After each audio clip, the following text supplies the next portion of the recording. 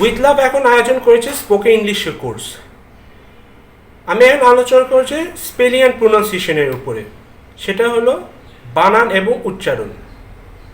বানান বাংলাতে যেভাবে ইংলিশের বানানগুলো লেখে, ইংলিশ কথাগুলো বাংলায় বানান লেখে, এটা হচ্ছে একদম মানে ভুল।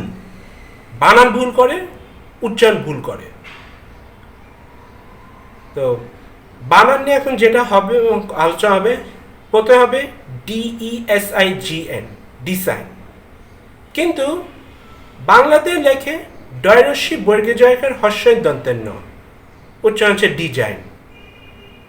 এই উচ্চারণ আর এই বানান, এটা মানে হচ্ছে ইংলিশে খারাপ করে দেওয়া।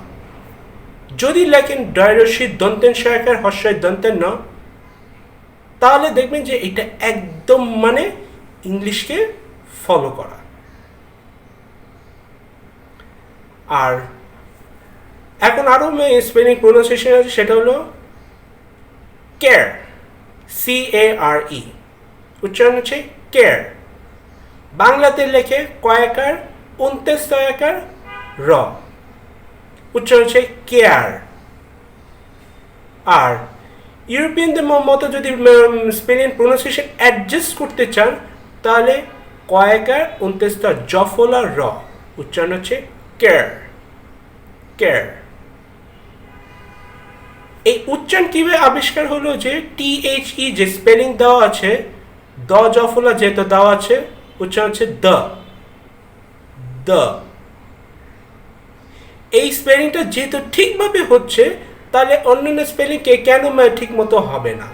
নিশ্চয়ই হতে হবে। দেখেন না ইন্ডিয়ানরা কেমন যে ভালো প্রোনাউন্সিয়েশন করে। এই যে কেয়ার যে বললাম, ইন্ডিয়ানরা উচ্চারণ করে কেয়ার, কেয়ার।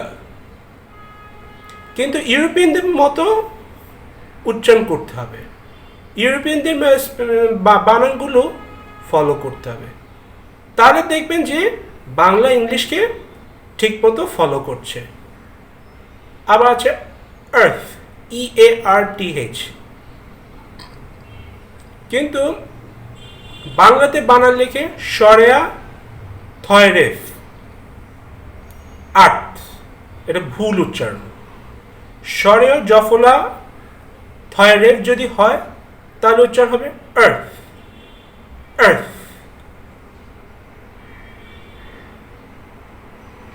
তো আশা করি এটা ঠিকমতো ফলো করবেন। আর মনে রাখবেন একটা জিনিস, ইউরোপিয়ান কান্ট্রিতে যদি যান, তাহলে আপনি এমনিতেই ইউরোপিয়ানদের মতো ভালো প্রোনাউন্স করতে পারবেন। ইউরোপিয়ান লোকদের সাথে যদি মেশেন, তাহলে দেখবেন যে অনেক ভালোভাবে প্রোনাউন্সিয়েশনটা ফলো করতে পারবেন। আশা করি ভালো লাগলো।